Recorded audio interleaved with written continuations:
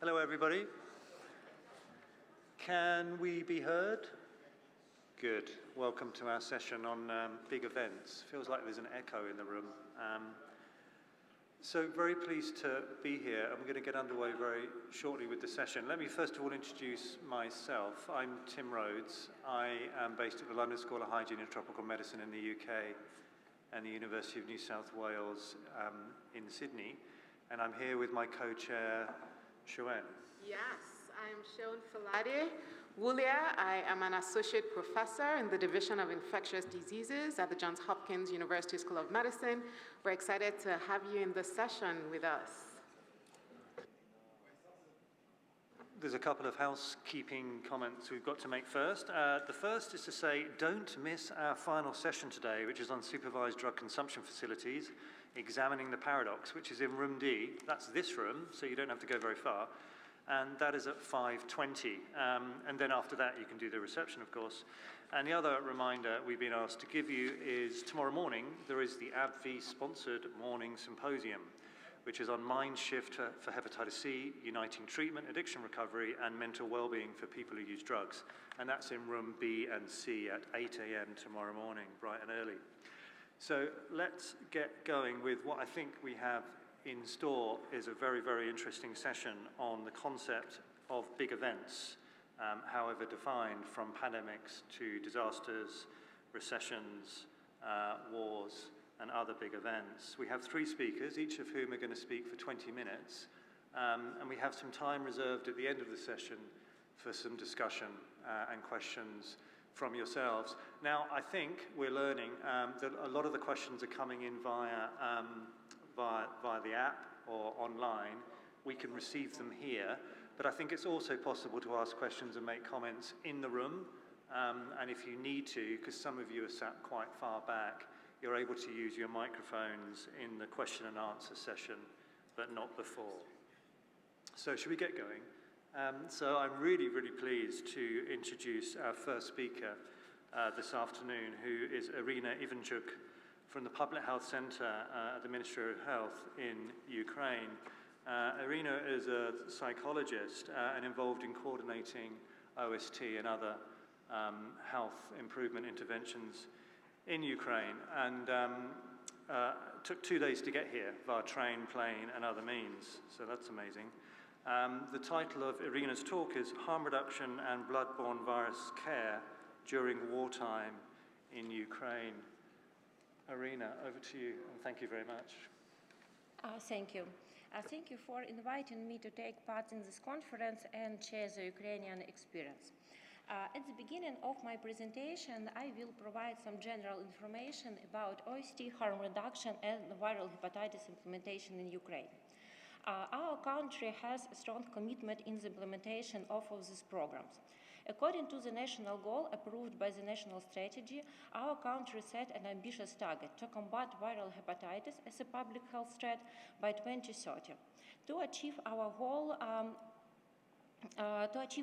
we should prevent 90% of new infection, diagnose 90% of those who have viral hepatitis, and treat 90% those who are chronically ill.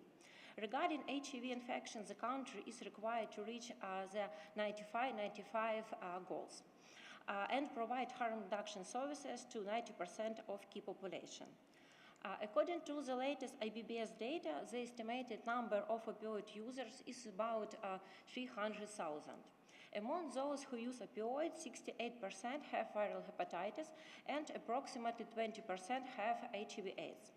Based on this data, we have defined a national goal approved in the state strategy for OST coverage. The national strategy set an ambitious target to enroll 40% of people with opioid use disorders in the program. On the slide, you can see the information about viral hepatitis prevalence among different populations. I should emphasize that this data describes the situation before the war, but now we expect that the number of infected people is increasing. Some words about viral hepatitis achievement before the full-scale invasion.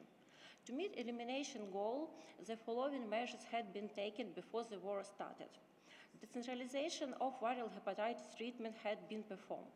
Effective and simplified algorithm for viral hepatitis screening, diagnosis, and treatment had been developed, and standard of care had been approved.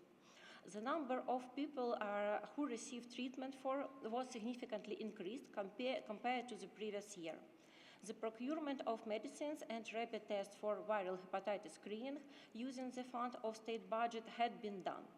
Viral hepatitis screening was included to 11 healthcare packages of the program of medical guarantee focusing on family doctors.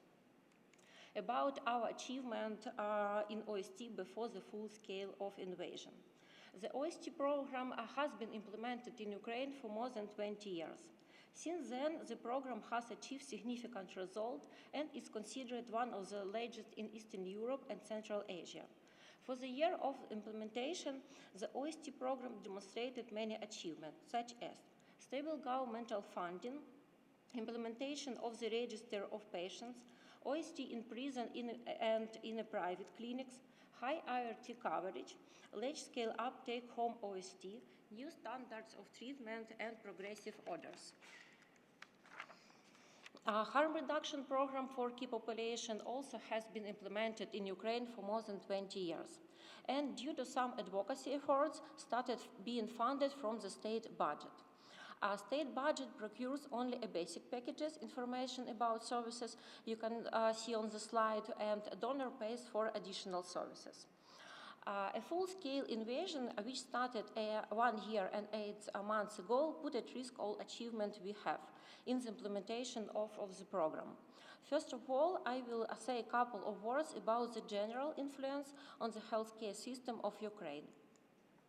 So, the war started in Ukraine more than 9 years ago, and a full-scale invasion has been going on for 20 months. 1 out of 6 healthcare facilities have been damaged or destroyed. Approximately 20% of population have neglected their health, and about 7 million people have been internally displaced. 113 civil healthcare workers have been killed. About 15 million Ukrainians will need mental health support. There have been more than 90,000 amputations, and there will be more. 1 out of 5 ambulances have been damaged or destroyed. After the start of the war, our programs faced many general problems, which include occupation of certain regions and territories. Disruption of logistical connection resulted in a delayed supply of medications. Lack of state budget funds for the procurement of medication, OST and viral hepatitis and harm reduction services, because all primary resources were shifted to the army. Risk associated with daily visit to healthcare facilities, impossibility to get healthcare facilities for our medical staff and for the patients. Huge amount of internally displaced persons. 5 months of missile attack on Ukrainian electricity and risk of total blackout. Decreased risk for blood-borne viruses through blood transfusion medical procedures on temporarily occupied territory frontline. In addition to general challenges, OST faced a lot of unique challenges, mostly due to special position of OST in terms of using medicines with strict regulations. As you know, OST is forbidden in Russia, so it was especially dangerous for our doctors to provide OST, and especially dangerous for our logistic company to deliver OST. During the first 6 months of the invasion, the national factory that produced OST for the internal market, mostly for private clinics, was closed. As a result, about 6,000 patients from the private sectors face the risk of OST interruption. There were also panic and anxiety among the patients and doctors about the future of OST. As a result, there were many manipulations and attempts to receive an OST from 2 or even more doctors. Aggression towards the doctors, and as a result, some healthcare facilities asked the police to secure them during the open hours of OST sites. But in spite of all the challenges we have faced and we are facing now, we are succeeding in the implementation of our programs. The report on the slide summarizes our pre-war achievement before the war and describes the damage caused by the enemy. It describes urgent and outstanding measures taken by the Ministry of Health, Public Health Center, Alliance for Public Health, and all key partners to help reduce losses in the sector. This included political decisions, logistical adjustments, gathering and responding to relevant information about the needs of healthcare facilities and patients, as well as cooperation with foreign clinics and partners to support patients who had left the country. To prevent the risk of treatment interruption from the first day of the war, we reoriented activities to perform the most crucial tasks. We enhanced governmental leadership and create strong intersectoral coordination by conducting regular weekly or bi-weekly meetings of all key stakeholders. We have asked donors for additional support in terms of urgent procurement of medication, OST and HIV/AIDS, and funding of harm reduction services. A buffer stock of the medicine in the regions has been created. We also support those who go abroad and internally displaced patients and create chatbot for certain OST sites, ART sites, and viral hepatitis services. To support our doctors, we introduced a mechanism for exchanging information. Talking about OST, to prevent treatment interruption during the first weeks of the invasion, we changed national regulations, allowing us to hand out OST for 1 month instead of 10 days. To create a buffer stock of OST medicines on the regional level, we allow healthcare facilities to store 3 months OST needs instead of 1 month, and where possible, especially in region near the front line, made an additional supply of OST. To be more flexible in logistics, we changed the disruption and delivery model of OST to the regions. We simplified the procedures and organized the delivery of OST very quickly without additional approval, used mobile clinics for delivery. To prevent panic and provide transparency from the first weeks of the war, despite our home being bombed, we conducted a meeting per week with patients and medical professionals to inform them about all challenges in OST. To conclude, after this, if you would like to know more about OST during the war, I recommend reading the article you see on the slide. In this paper, we review the situation with OST delivery in Ukraine during the first year of the Russian aggression against Ukraine, and describe the key steps taken by the government of Ukraine to sustain the national OST program. In spite of the full-scale invasion, we have expanded OST and tried to meet our target. On the slide, you can see the total number of patients receiving treatment in general and in all regions. Unfortunately, in the previous year, due to the temporary occupation and because OST is forbidden in Russia, OST was stopped in Lugansk region and the number of patients significantly decreased in 3 regions of Ukraine. OST had been temporarily stopped in Kherson region, but after the occupation of some part of the region, OST was started again. According to the latest data, more than 95 HIV-positive OST patients received ART, even during the war. When we talk about some problems with logistics during the first months of the invasion, we think not only about an interruption of treatment, but also about dose reduction of OST. Despite all the challenges we have faced, OST was only stopped in the temporarily occupied territory. And even during the occupation, OST was provided in some region till the OST medicines were run out or taken away by Russian soldiers. The slide shows that only a few sites had to use OST dose reduction after the first months of the invasion.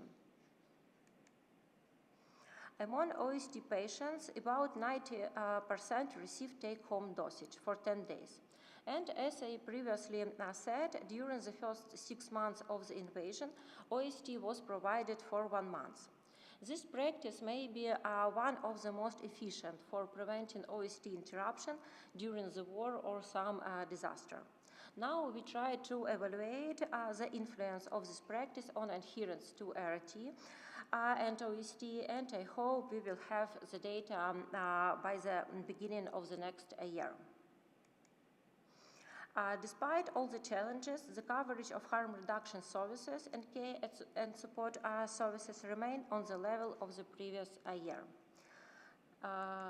Just the pictures describe how our medical workers look like. In this photo, you see our doctors from the Kherson psychiatric hospitals. They stayed in the region during the occupation and after the occupation because they were their patients. Most of the medical staff continue to work facing everyday risk for their life and for their health. They could not afford to leave their patients. During the long and cold months, most of the communication were destroyed.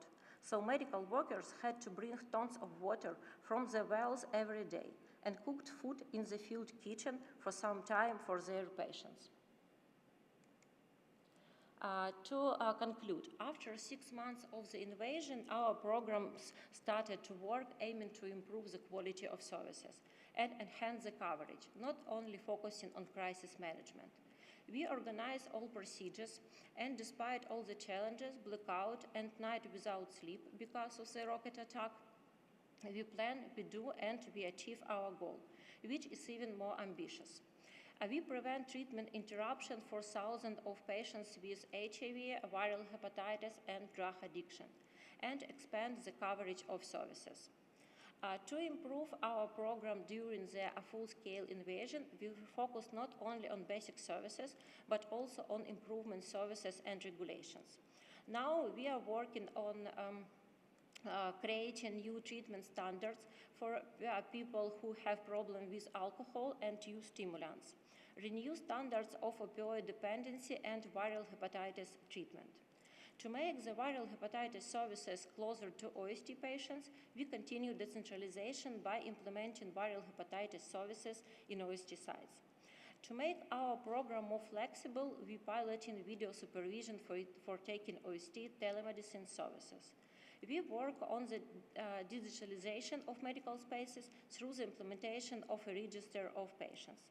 From the start of the year, we have started implementing new OST medicines, long-lasting buprenorphine. A couple of words about it. So at the beginning of the year, we received monthly injection of Buvidal. Considering the lack of experience in using Buvidal around the world, we decided to implement it in the framework of study protocol. As of the 6th of October, there are 261 participants in the study. Among them, 76 have dropped out. To conclude, Ukrainians have unique experience of how to survive. Every day we bury our people, see off our beloved men to the front, not knowing if we will see them again, and support our frightened children who spend the night in the bathroom or in the hall, far away from the windows. We didn't choose our war, but we have chosen what kind of people we are. Strong, dedicated, supportive of those who need, and brave. Our values are tested by the fact that we are ready to fight for them. So, my take-home messages won't be about management, political decision, or data. It will be about what to do and what kind of person to be. Be patient about what to do. Fight for your values. Always choose the light, no matter how difficult it is. Believe in the victory of light over the darkness. Never, never, never give up. Thank you.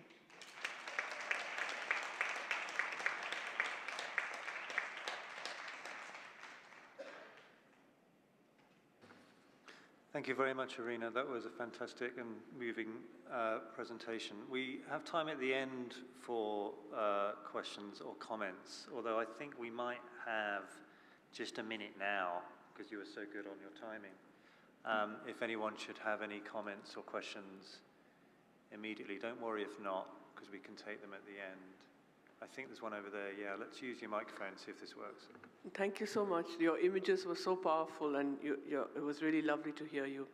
I missed focusing on your slide on the Buvidal rollout in Ukraine.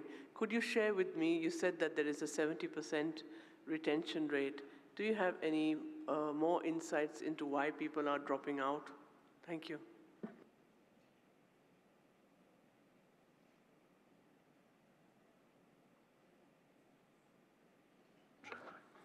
Now we collect the data, and I hope we will have the preliminary result during the next months. And now we see that the leading cause of treatment discontinuation is the desire to receive tablets form of OST, the desire to take something daily, and visit healthcare facilities more often. And it's very interesting for us. Thank you both. Thank you again, Irina. That's fantastic. Let's move on to our next speaker. Fantastic. I'd like to say, Irina, it's so heartwarming to see you and to hear about all the amazing work you and your team continue to do despite these circumstances.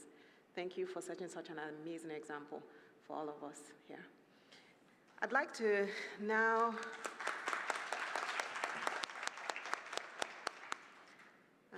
I now have the pleasure of introducing our next speaker, Dr. Anita Ali. She's a physician and is currently working as hepatitis C elimination research and outreach fellow with the Coalition for Global Hepatitis Elimination Task Force for Global Health. She will be speaking with us on pandemic preparedness, health system strengthening. Please take it away. Thank you. Hi, I'm Nida. I'm working as Hepatitis Elimination Outreach and Research Fellow with Coalition for Global Hepatitis Elimination. And these are my disclosures.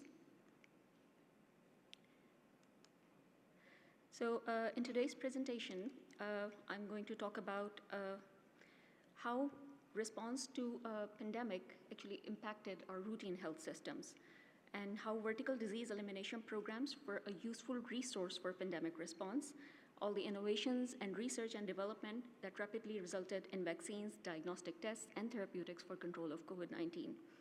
And the program, the hepatitis program in particular, was taken aback due to pandemic with disruptions in testing and treatment, as we know.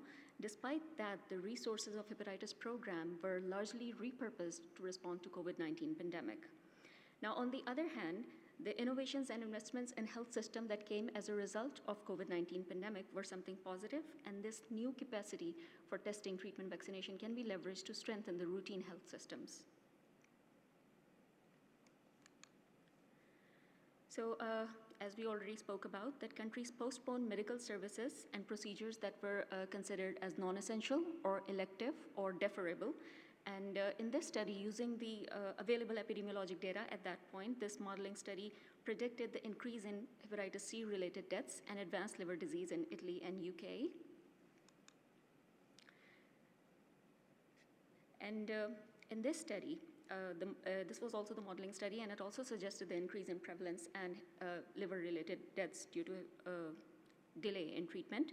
And it also predicted 72,300 excess deaths related to liver disease in case of 1-year delay scenario. Now, this was the study where a survey was conducted in the US for a syringe services program, and we received response from 143 programs. And interestingly, 43% reported decrease in services, 25% reported that they had to shut down the sites, and almost all of them reported that they had to halt hepatitis and HIV screening. But 27% reported that they developed the capability of testing for COVID-19, and 100% reported that the needle syringe programs were not a part of emergency planning in any way.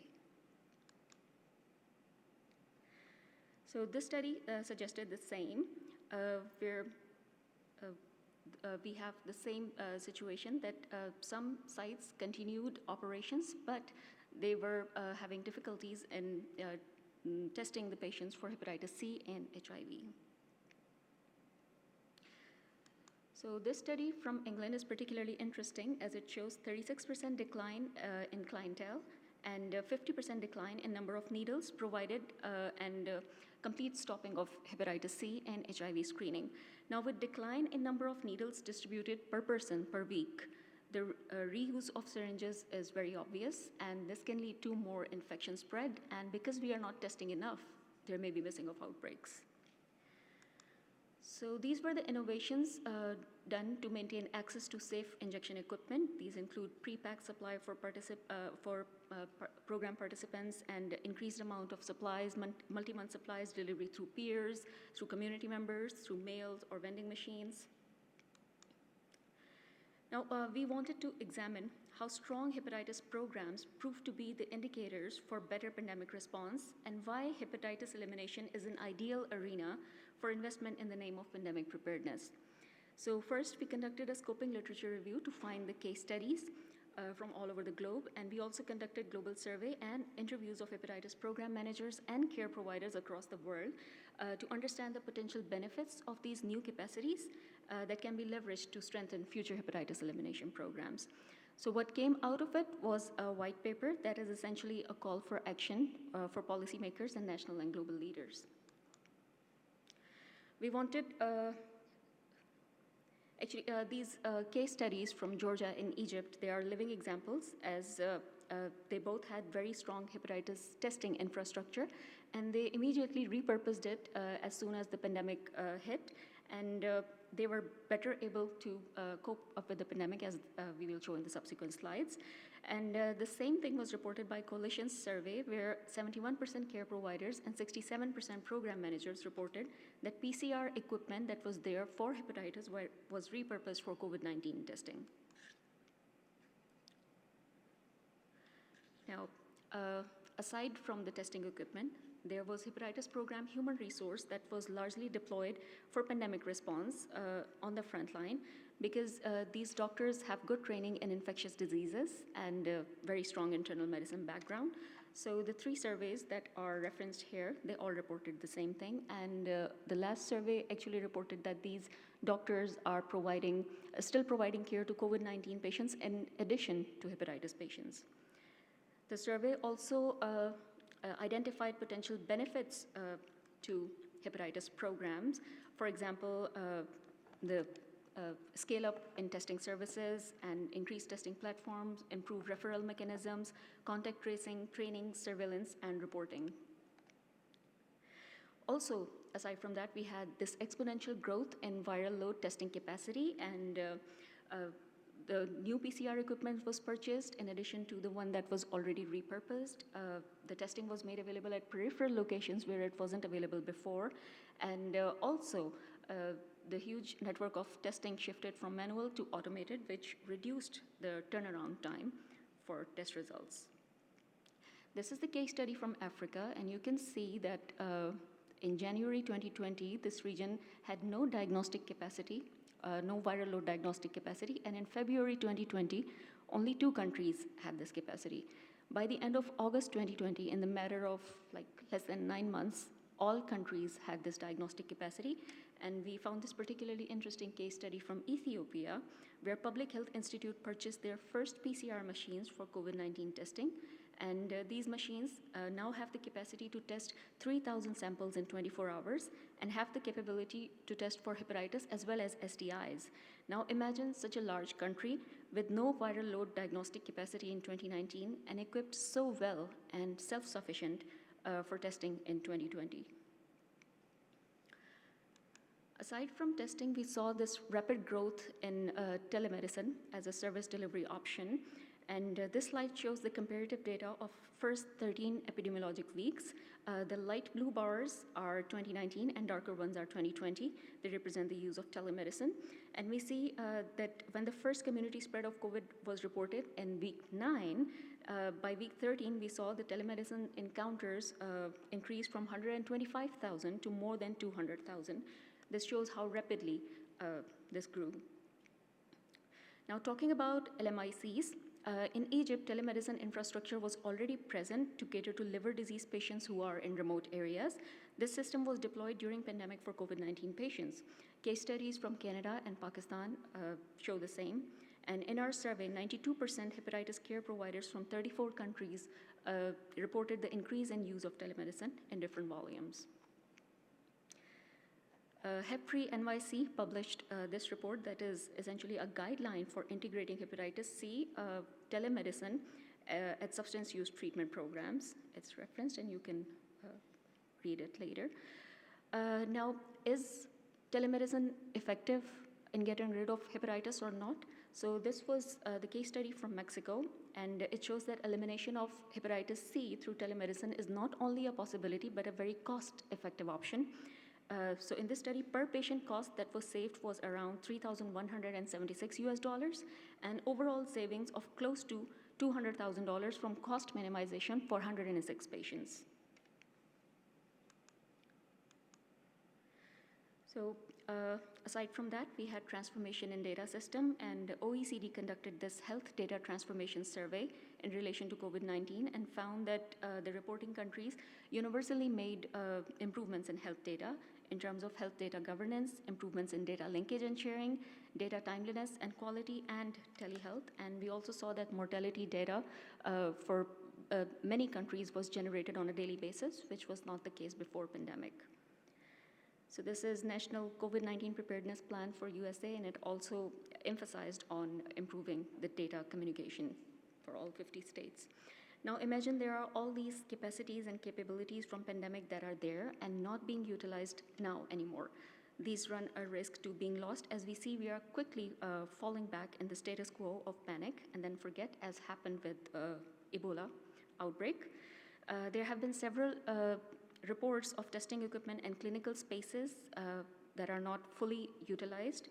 And on the other hand, I'd like to shine some light on a few examples from the field where pandemic resources are now being effectively repurposed for hepatitis elimination. For this, I'd like to introduce the implementation research project of LEAP, Local Hepatitis Elimination and Prevention. Through this project, we have targeted a population of 100,000 persons who are located in one geographical area, and we are providing the full menu of hepatitis B and C elimination services at the doorstep. This includes doorstep screening of hepatitis B and C, viral load testing, hepatitis C treatment, care and follow-up linkage to care for complicated hepatitis B patients, cirrhosis patients, and patients with hepatocellular carcinoma, hepatitis B birth dose, and universal adult vaccination. We also provide follow-up testing for sustained virologic response. So the vaccinators who were hired for COVID-19 mass vaccination, they lost their jobs because the COVID-19 was not the priority anymore, and there was not much vaccination in the last few months. So what we did, we hired them to assist us with a LEAP elimination program, and they are now doing the universal adult hepatitis B vaccination in that catchment population that I just mentioned. Not only that, they are now the wonderful resource that can work in case of any pandemic because they have these skills of door-to-door surveillance for airborne, waterborne, vector-borne, and even blood-borne infections now. And they are skilled in contact tracing, rapid testing, blood sampling, vaccination, data recording, and social mobilization. Imagine this would have been lost if they were not hired for this project. And also, this human resource can be used if any pandemic hits. So this is essentially pandemic preparedness. Now, the history of this lab that you can see in the picture, this was the PCR lab, the first PCR lab in this very district that was established in 2019 for hepatitis B and C. And then as pandemic hit, it was converted into a COVID-19 lab, and it was upgraded to BSL-3 status, and it conducted more than 6 million COVID PCRs. But now the pandemic was not the priority anymore, and there is not much demand for COVID-19 PCR because rapid tests and other kind of tests are there. So the lab was not being utilized anymore, and we had this good BSL-3 lab with good lab technologists, lab technicians who were just there waiting for samples to arrive. So what we did, we repurposed this lab to test for hepatitis B and hepatitis C again, And in 7 weeks, we did 284 PCRs for positive people. Now, I'm not going to spend much time on this slide because this was the study already presented last year at INSHU under the theme of models of care. Thanks to Dr. Jeffrey Lazarus for that. And they studied the combined COVID-19 vaccination and hepatitis C virus screening in the marginalized population in Spain. So this study shows that in England, they temporarily housed the homeless persons and provided them treatment for hepatitis C and opioid use, and also use of mobile service units. So I wanted to include this slide for some perspective on how services have been historically delivered during emergency situations. Irina gave a really good presentation on that and covered most of the points. But we saw that during Ebola outbreak in 2014 and 15, Guinea started providing people living with HIV for complete 6-month ART refills to ensure that patients were not exposed due to repeated visits to healthcare, and because many health facilities were closed as well. Also in Sierra Leone, peers and community members and community volunteers started collecting and distributing ART refills to patients' homes or from community meeting points. And also during conflict in Central African Republic in 2015, patients were provided with 6 months refills of ART. And in 2019, during armed conflict in Mozambique, mobile clinics and similarly community volunteers did this service for patients. Now, talking about the investment case, the Pandemic Fund from World Bank and the Global Fund both overlap in terms of focus areas that are disease surveillance, developing lab capacity, and training of human resource. Now, these are the key takeaways and recommendations from our white paper, and why we recommend repurposing COVID-19 resources. First, because pandemic created this big capacity of testing and use of technologies and partnerships in health systems. And as examples showed, many of these advancements can be used for detecting and treating hepatitis on larger scale. Additionally, why we recommend investing in hepatitis elimination in the name of pandemic preparedness and response? Because hepatitis program response was essentially on the front line, and at that time the need of the hour was prevention, testing, and treatment, and hepatitis programs are already well equipped with that. And case studies also showed that countries with better hepatitis elimination infrastructure were actually capable of dealing with the pandemic a lot better and had shorter lockdowns and fewer deaths. And this white paper, it actually captures this connection between hepatitis elimination and pandemic preparedness. And we want this paper to inform global and national planning for strategic funding. And already discussions around pandemic fund urge health system strengthening. And we have demonstrated that why hepatitis elimination can be ideal arena for that kind of investment. With only 3 minutes to go, I think I made my point. Thank you so much, and you can scan this QR code to access the white paper, and you can also write to us. And thank you. I'm open to questions.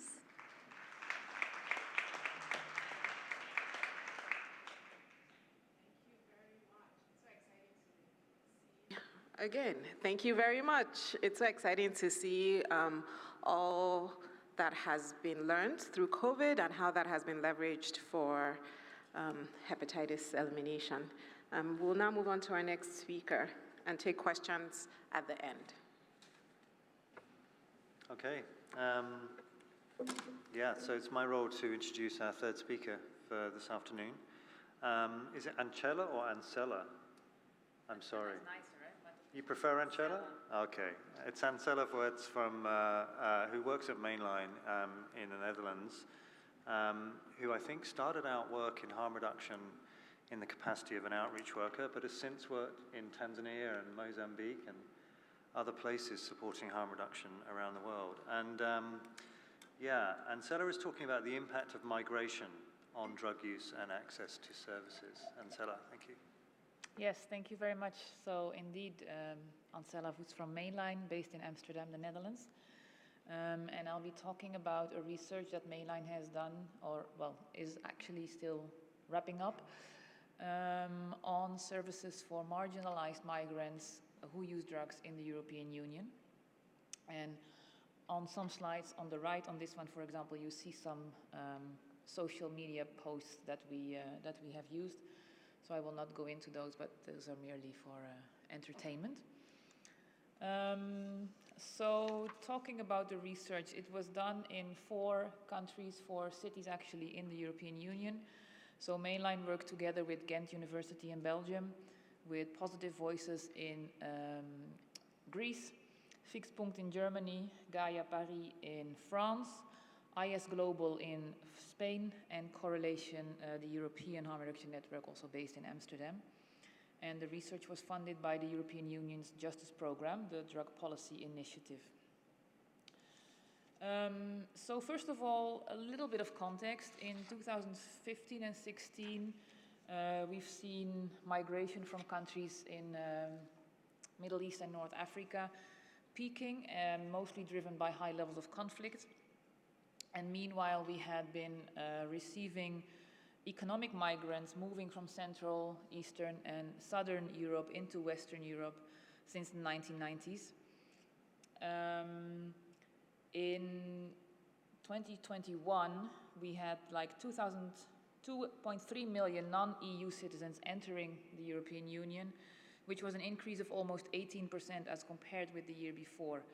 And I think many of you will know that ever since, the discussion on migration is going a little bit nasty in many European countries. And also, research showed that in this research, we also looked at undocumented migrants. And we actually saw that many entered the EU through regular channels. So they come in with permits for study and for working or other regular channels. So the objectives of this research was, first of all, in general, filling the knowledge gap in drug use, also the intersection of drug use and migration in the European Union. And the second one, more locally, understanding the needs of vulnerable migrants who use drugs, and also looking at how to improve local health services throughout Europe, throughout the European Union.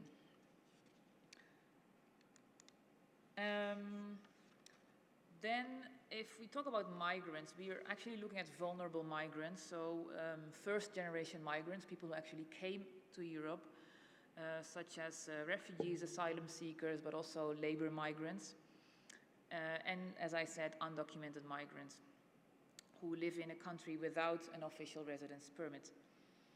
And then we're talking about vulnerable migrants. So those are people who are in a precarious situation due to maybe structural mechanisms in their home country, for example, war or poverty, or because of their migration journey where they might have been exposed to trauma or traumatic migration experiences, and also in the country where they are residing in because of discrimination, because of lack of documents, social issues, and so on. So the first part of the research was more of a desk research. It was an assessment of the general existing knowledge on drug use among migrants in the European Union. 3 methods were being used in this part, which were systematic literature review, a database analysis, and a Delphi process. And then the findings of this, from the first part of the research, was that there are different factors increasing or decreasing the risk of substance use. Factors increasing the risk for poverty, living alone, trauma, and lack of connection or loneliness. And logically opposing to that, the factors decreasing risk of substance use were, non-surprisingly, having a social network or some sort of family cohesion. But also religion seemed to help in decreasing the risk of drug use.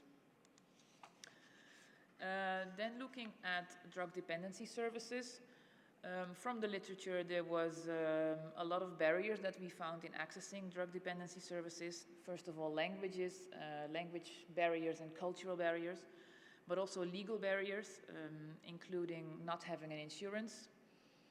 Also, lack of knowledge about services in the country of residence from the part of the migrants, and a difficulty to apply for social assistance. I know from what I've seen around myself and my own people that in the Netherlands it's quite complex to actually apply for some sort of social assistance, and so we saw in the literature that in other countries it's the same or it's similar. Another barrier to accessing drug dependency services was living in closed communities with other migrants who use drugs and who were staying within themselves without having lots of connections outside of that community, and of course linked to shame and to stigma.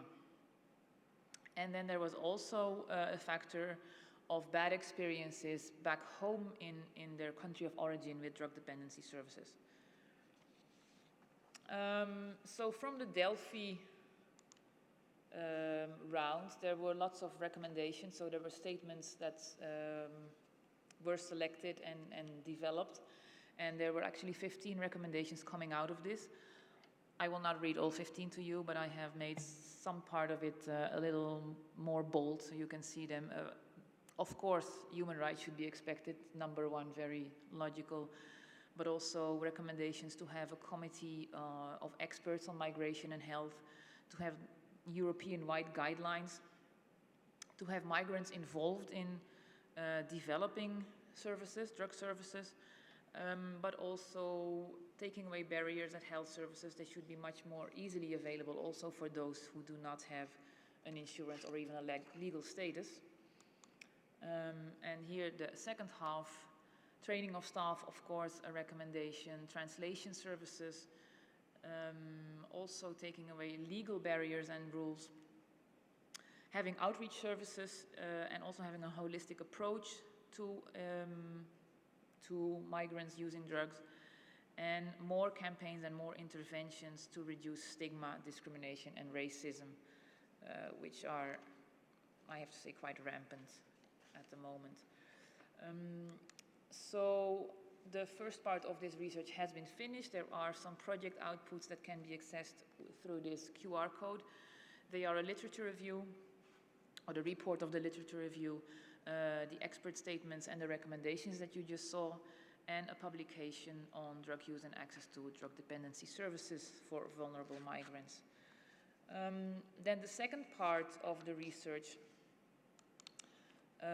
was taking place in 4 cities in the European Union, in Berlin, Amsterdam, Athens, and in Paris. And this was about obtaining an integrated understanding of the local needs and the local responses. So there was actually 2 sub-goals here. One is to highlight the needs of these people, the migrants who use drugs coming into the EU, and the responses by healthcare providers in those 4 cities. And another one was to identify challenges and good practices. And all this was done through community-based participatory research. If we look at the countries of origin from the people who were interviewed, so there were interviews with 98 people, 98 migrants who use drugs. They were coming from 37 different countries. 16 actually came from Georgia. They were all interviewed in Paris. 8 from Morocco, 7 from Somalia, 5 from Syria, and then many countries, as you can see here, where there were like 4 people, 3 people, or less from each country interviewed. So there was a wide range, 37 different countries of origin in total. Then the findings of this part of the research, the most used substances were crack cocaine, methadone, cannabis, alcohol, heroin, and speed. A lot of participants used multiple substances on a daily basis. Heroin was found to be mostly injected, while other drugs were mostly smoked, snorted, or taken orally. But also sometimes methadone and cocaine were found being injected. Drug consumption rooms turned out to be very effective in keeping people from using in the street, but only, of course, when people knew about the existence of these places. And OAT was very much wanted, was also found to be effective in some cases, but also there was still simultaneous daily use of other substances continuing for people who were on OAT. And what we found was that in the 4 different cities and in different communities, there were different patterns of drug use.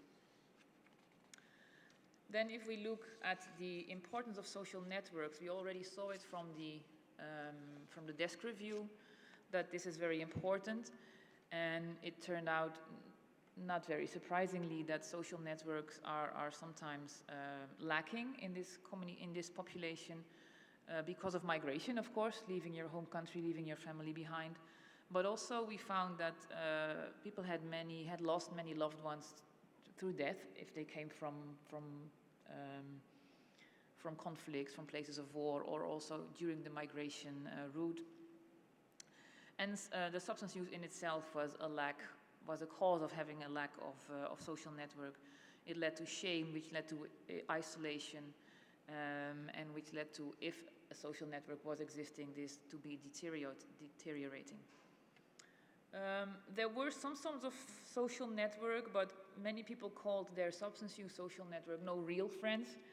And the most common form of social network that we found was taking care of each other's children and helping each other out with immediate needs. Then looking at the services that are existing and serving migrants who use drugs, most useful, of course, is when services are all in one place, when they are accessible, when they offer basic material needs, when they offer medical support, safe drug use spaces and drug use commodities, and access to psychological support or psychosocial support, although this was less seen. Also, when they were free, like a free lawyer or free medical support, this helped and was considered very useful. A limited language barrier, of course, helped. Of this, Gaia in Paris was a good example, where communities are actually represented, making it much easier working with their own peers, of course. And also, being perceived as an individual, being taken seriously, was obviously very useful and very helpful for people accessing services. Something maybe less available in drug dependency services is the cultural sensitive and the trauma support. That was also considered to be very helpful where it existed. And the last one, offering access to recovery capital, so recovery of social and community bonds. So not just countering the basic needs, but going further than that and looking at the surrounding of the person.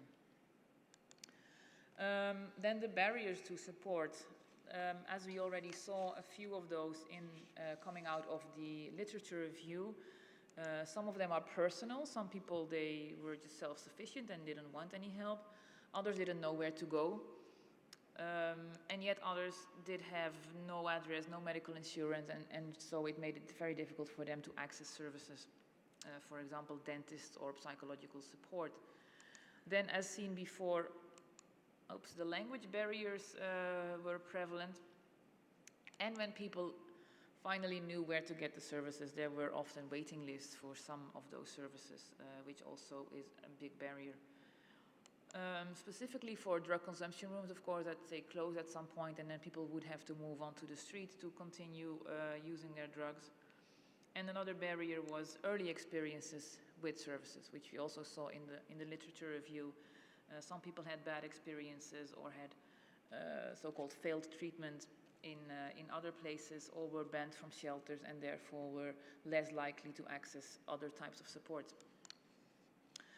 Then already mentioned, of course, insurance is an important issue when somebody wants to access services in the European Union.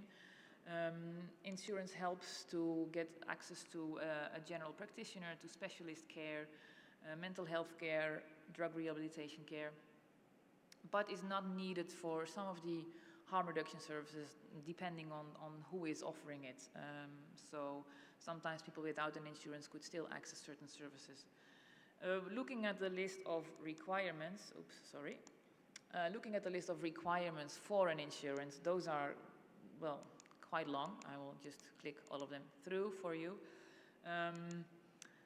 People need a valid residency permit, which of course not everybody has, and then also a valid identification document and a proof of address and a bank account. And then in Paris and Berlin there were even additional conditions in order to access a health insurance. Then, to end with the encounters with the justice system and with law enforcement, police was often perceived as violent by the migrants who used drugs who were interviewed. Many of them also had negative experience with police in their home country, making them extra scared for police.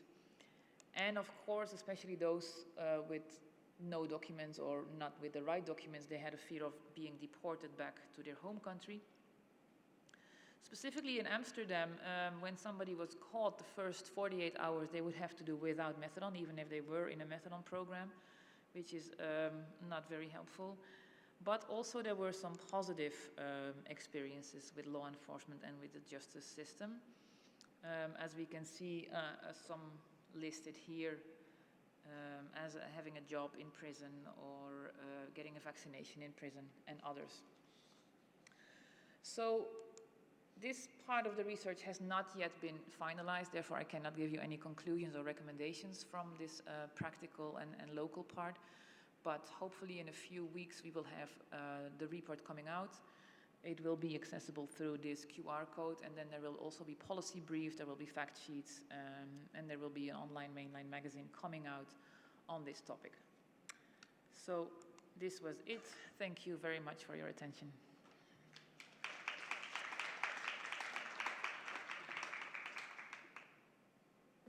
Okay, thank you so very much. So it's time for our questions and discussion session. So folks online, please feel free to put your questions in the app. And for those of us in the room, please raise your hand to indicate that you have a question for any of our three speakers.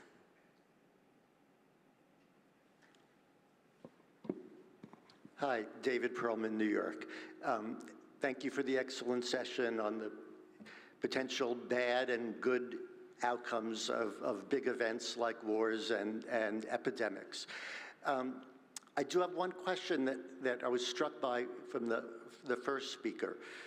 One of the slides mentioning transfusions as a potential increase in blood-borne infections. And one thing that's happened in some big events throughout history is that the responses have caused epidemics, such as the reintroduction of cholera into Haiti by UN forces responding to earthquakes. So are the transfusions you were talking about leading to blood-borne infections in Ukraine field transfusions from one person to another, or are those transfusions being done by NGOs or governmental organizations that aren't screening blood?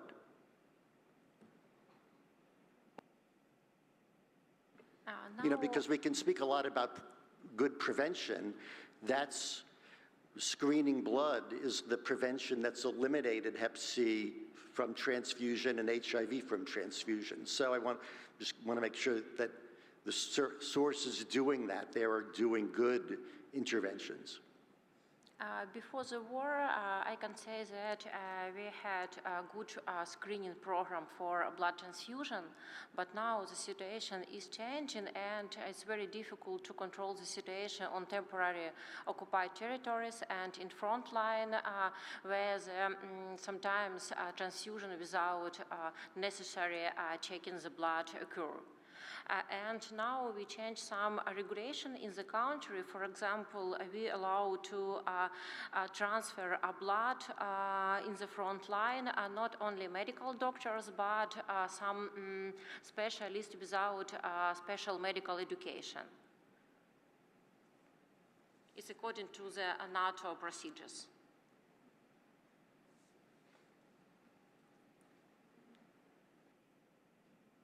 I saw a question somewhere there. Yes, please. Thank you very much. First of all, thank you for all the speakers. My name is Jessica Saleme. I work at the Ministry of Health in Mozambique. I do have a question for the second speaker regarding, I saw that there was an activity where services were being provided through mobile clinics in Mozambique. So if you could help me understand a bit more as to what specific services were they actually related to hepatitis, or in people who inject drugs, or was it a general mobile clinic? And I also have, I would say, sort of a question and comment also for the first speaker, also regarding the first issue that was here spoken when it comes to biosecurity. I don't know if you can say this in English. I'm directly translating from Portuguese to English, which is, this is one of the findings that we have been finding in, I would say, Mozambique or maybe low-income countries, where we sometimes focus on these more elaborated prevention services, and somehow we tend to see that in situations where there's not much availability of control or control of biosecurity, we still see situations where syringes are being reutilized on a health facility context. So for the first speaker, my question would be, do you also think, especially on the context of war, this is something to look more into, or maybe try to, I would say, measure the impact of the lack of conditions for biosecurity? And sorry again for the expression, I don't know if you can directly translate it. Thank you. So thank you for the question. I'll take the first question first because that is addressed to my presentation. About that study from Mozambique that was referenced in that slide, this was about the innovative interventions that were there during the time of armed conflict there. And what happened was the community workers and the health workers and the peers, they got together to take the supply of antiretroviral drugs to people living with HIV to their homes. So that study was referenced there, and I can provide you more information on that. So thank you. So I think, Irina, did you get the second question? Yeah, so can I try to clarify the question? Were you asking about assessing the impact of war on risk of transmission of infections through blood? Yes. Of course, that Ukraine being at a situation of war also puts it in a condition of limited access to safe conditions. I would say that somehow low-income countries have been facing on a standard basis, if I can say. So my question was definitely, yes, in a situation of low access to better conditions, should we maybe try to focus more on studying more, it's not the correct word, again, sorry for directly translating, but primitive or primary prevention, starting from biosecurity, safe injections inside health facilities, safe instruments, if you understand. Because I'm comparing this, of course, a situation of war is not the same, definitely, but somehow there's also limitation to good conditions. So that was actually my question. Thank you.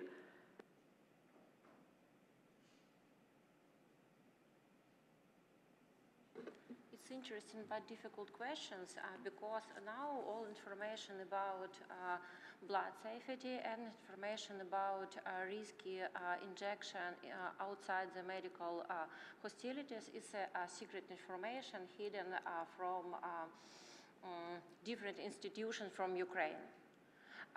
So unfortunately now we don't have the clear data and analysis, and it's difficult to say something and analyze the situation.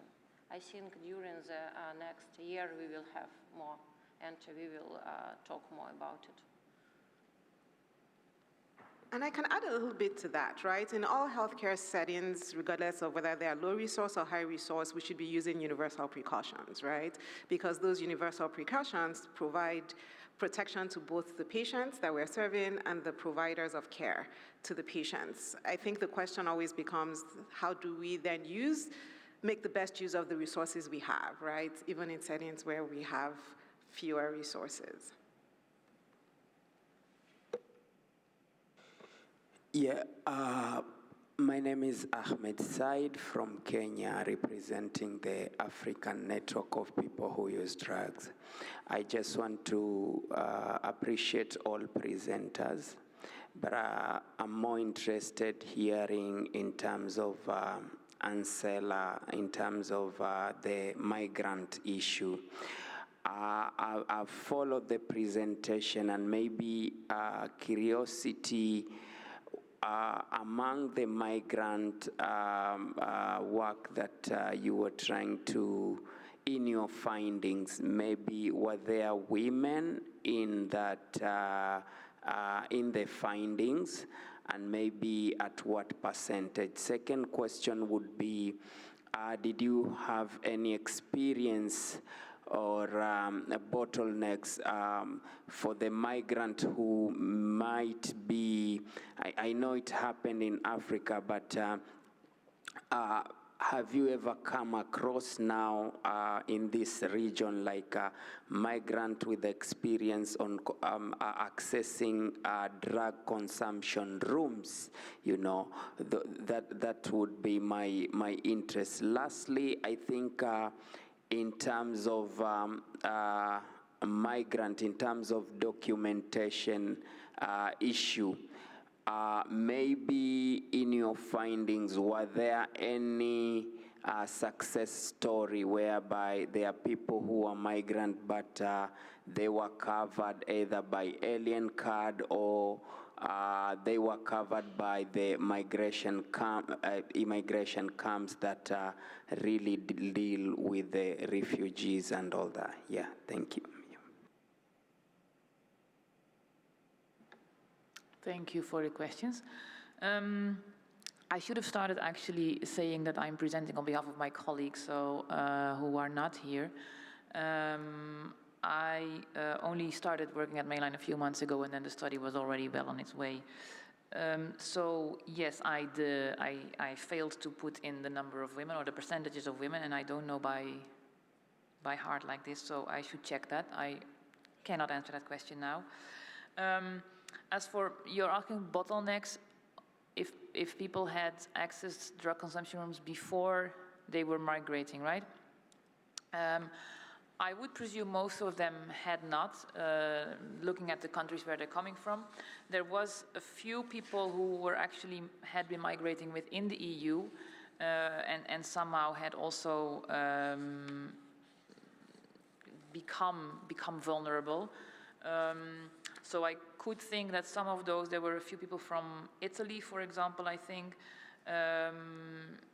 who might have been like in other European countries and who might have accessed drug consumption rooms, but in their country of origin, looking at the countries of origin, I think most had not, because I think there are, in most countries where they are coming from, there are no drug consumption rooms.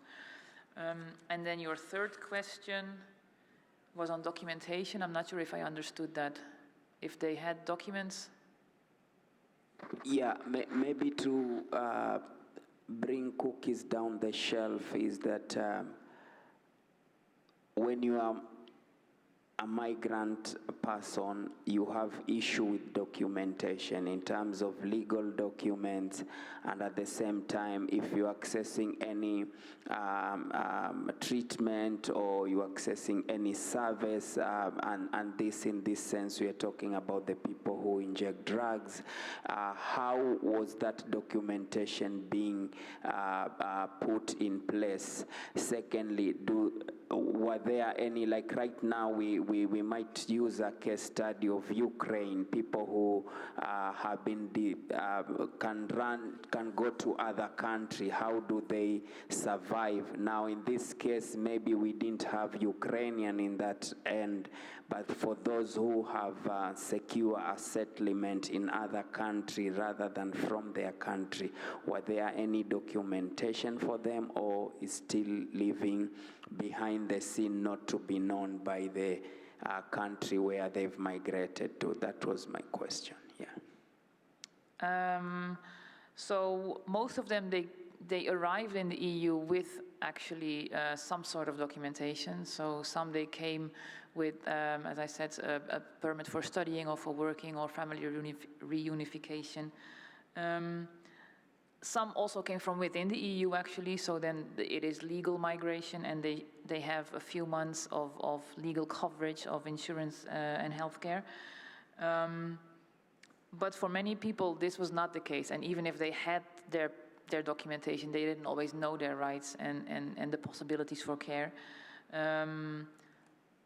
But for most people, I mean, I don't know the exact numbers, for most people, there was a big lack of documentation. There was a big lack of having a permit, having an insurance, because as you saw, obtaining a health insurance is quite complex.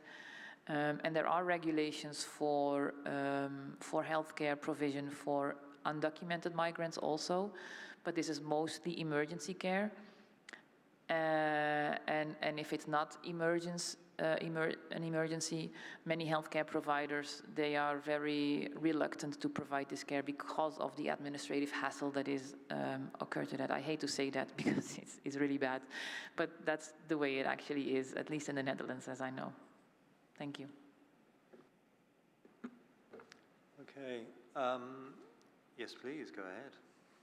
Yes, my name is Mohammed Yassimo from Hepatitis Foundation of Ghana. My question goes to Global Hepatitis Elimination. Yes. In your data presentation, sometimes I get a bit confused where probably selected countries will be used as a test case, and at the end of the day, we globalize it. Especially, you said as at 2020 in Africa, none of the various countries had COVID-19 vaccine. But we all knew that COVID-19 came in a style. So does it mean that those countries having it then were already abreast to COVID, or a message came to them that COVID will be coming? That was my confusion here. Thank you. Well, the two countries that you saw in the middle map that had the capacity by February 2020, they were already working on preparedness before the first case arrived in their country. And by the end of August 2020, we saw that all the countries had this capacity. So there is reference available on that slide, and the slide set will be shared by the organizers. So, and we can also meet after this and discuss on that further. Thank you. This is not the study done by us. It's a study taken from the published documents in PubMed. Thank you. So, I'm sorry, so that was a secondary, information, right? Okay, well. Yeah. You know, I actually was intrigued by that slide too, and I wondered how viral diagnostic capacity was defined in that study. It was capacity to do PCR for COVID-19. So which is really exciting, right? So we have many settings that previously did not have capacity to do PCR that can now do PCR. Do you have any thoughts about how that huge infrastructure, which is now available, it sounds like in every African country, can be used to expand access to viral testing for hepatitis? Yeah, that is what the whole point of this white paper is, because there have been reports that this huge infrastructure is not being utilized anymore. We have actually visited health facilities where the testing kits for COVID-19 have expired and not used. I mean, they were expensive when they came in. And also, like I mentioned, that there are labs that had all that capacity, but they were not being used. There were skilled lab technologists and technicians who were there and just waiting for samples to arrive, and they don't have any single sample for COVID for weeks. And as we all know, on PCR, we run batch test, and testing just 3 or 4 samples on one batch is very, very expensive. So this whole resource was going to waste, and all we did was purchase the kits for hepatitis B and C and started running it on them. But right now, the situation is that these resources, testing capacities are actually going to waste, and the machines are not being maintained. And actually, Meg Dorothy also mentioned the same finding in Global Hepatitis Summit back in Paris a few months ago. So yes, this is happening, and we need to make good strategies and good policies to put them to use. Thank you.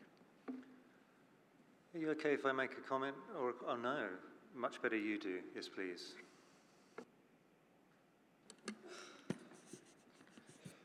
Thank you very much. I will talk from our own experience at Caritas Egypt with working with refugees. You know, our end result, the aim of our work is to facilitate their resilience.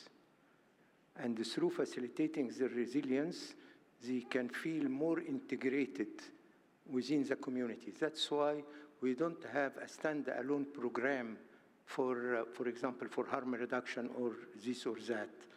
But we do mix them with our programs with other members of the community, from Egyptian community. So if I have a harm reduction program, attendees will include both, will include Egyptians and refugees. This, unless we do that, they will feel that they are rejected from the hosting country. And this will increase the stigma and discrimination. And this could have a more negative impact on their psychological background. So for any program, should put resilience as the final end result in working with the refugees, whether they are drug users, commercial sex workers, people living with HIV. Even with people living with HIV, they attend with Egyptians in support group. We don't have a support group separate for refugees. You know what I mean? Like that, they feel more integrated with other members of the hosting community. Thank you very much for your attention. Thank you for sharing that. I agree that that's such a critical point. You know, for all of us that work with populations that very often are marginalized, the more we can bring them to the table and include them in whatever decision-making, how we're implementing our programs, the more they feel empowered and resilience grows to improve outcomes overall. Thank you for sharing that. Any other questions from the audience? So Dr. Rhodes and I have a ton of questions. So I will ask Tim. Actually, I don't know if I have a ton of questions. I don't know if it's a question either. It might be more of a comment. It was just to kind of, I suppose, I quite like the idea of the concept of big events and what it does to our thinking about drug use and harm.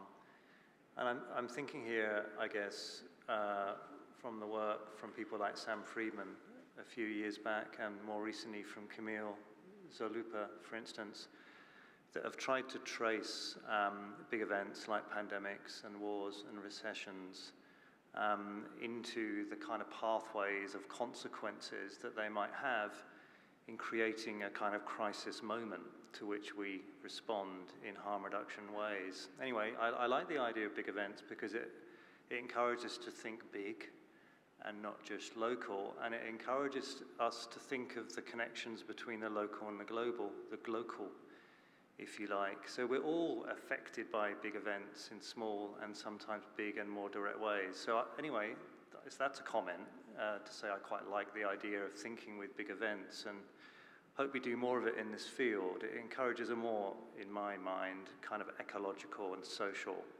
understanding of drug use and how it fits in the world more broadly. But it just made me think also that we often think of big events as crises in the moment. And as you started out by saying, Irina, very early on, the war of now in the Ukraine has a history and a reasonably long history.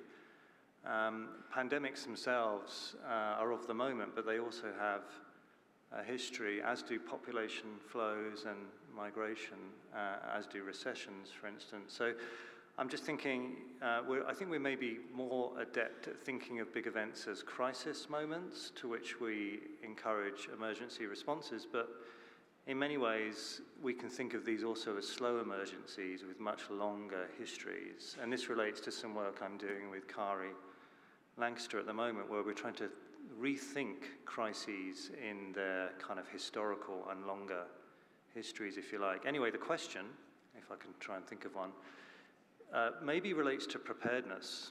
You know, I don't know, can we get better at seeing these crises happen? Can we notice them along the way? and therefore respond not just in a crisis emergency reaction, but in more of a prepared kind of fashion. Now, that's a big question, so everybody might just want to ignore that and shut me up. But that's the question. I mean, what's the learning from the case studies we've had here from migration, from pandemics to wars and so on, that might lead us to think how we can build in and prepare better for disasters yet to happen? Yeah, so the lesson learned is that it should be not emergency response, it should be standard of care. Yeah. And now when we talk about the harm reduction programs and we speak to people who are actually running the rehab centers in Pakistan, they have expressed that they feel more prepared whenever the next pandemic hits, because now they are aware that they can use the precautionary measures to limit the spread of infection and not halt services. And now they understand that screening services are way more important than they imagined before. So integration of services is something that people understand. And after COVID-19 pandemic, we have seen the greater risk perception around other infectious diseases as well. So yeah, not wasting resources, creating the demand for testing and risk perception among community, these are the few things that we can think about. Thank you.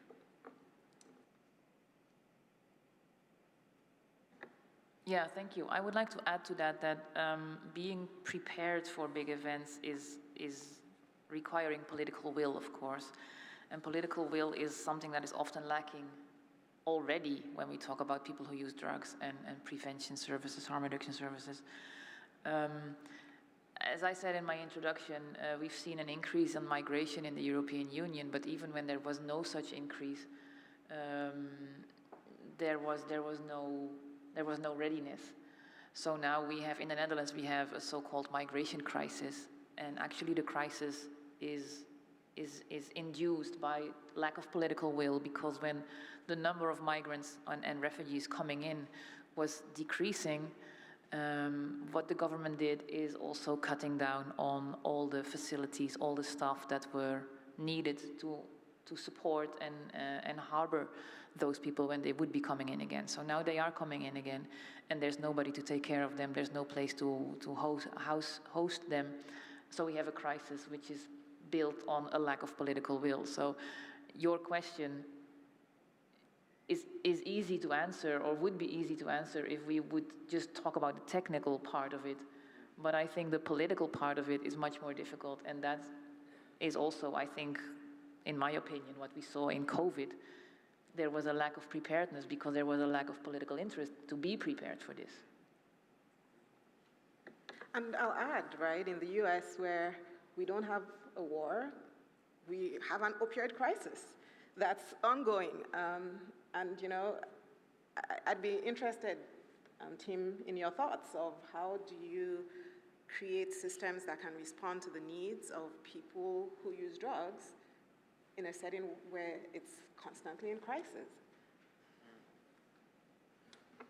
I'm going to defer you to Friday, where I'm actually talking a little bit about that in terms of how crises such as the opioid overdose crises in North America obviously has a much longer history, which relates to a whole constellation of big events over a long time, from deindustrialization through to the criminalization of people who use drugs. And this is some of the historical location where crises of the day can be traced back to. And that implies a very different kind of intervening, right? It's not just about emergency services on the ground. That's about thinking about what kind of societies we want to create. That's a much slower burn. But this is why I like the idea of big events, because I think what it does, it connects the personal with the political, just as you were saying, and it kind of encourages us to think very politically and structurally about how we intervene. Anyway, I shouldn't carry on too much. Any other? Yeah. I have another question. Irina, I was so impressed by how quickly the pivot happened with service provision. What do you think placed you in a position to pivot so quickly, to be able to continue to meet the needs even with the war starting.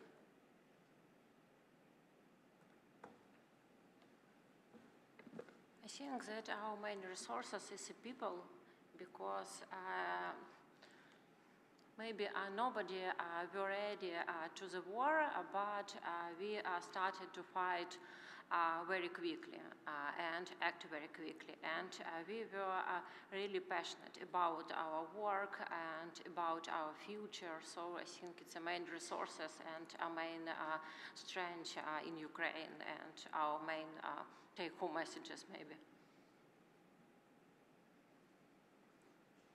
We have I think we have a question over there. Let's go for it. I just wanted to comment again about your remarks about the potential for what to do with, to see big events and whether one can use that to promote change. I mean, there's a concept in certain political circles to never let a good crisis go to waste, where a crisis occurs and it's used for sometimes bad agendas. But it does potentially create the opportunity both for policy windows to do things and not wait for political will, but to see windows where you can then push things that were more obstructed before there was a crisis. Or for that matter, for social movements to promote change, whether that's harm reduction or something else. Yeah, I agree. Thank you for those comments. I think we're nearing the end of the session, actually, so I don't know if anyone's got any final thoughts or comments. Are you going to? Very well, thank you so much. My takeaway is never let a good crisis go to waste. Thank you so much for joining us. Please do not miss the final session today, Supervised Drug Consumption Facilities, Examining the Paradox. It's in this room at 5:20 p.m., and then there's a welcome reception right after that in the exhibition area. There's also a session tomorrow morning on mind shifts for Hep C, uniting treatment, addiction recovery, and mental well-being for people who use drugs in room B and C at 8 a.m. Thank you again for joining us. Yep. Thank you, speakers. Thank you, everybody.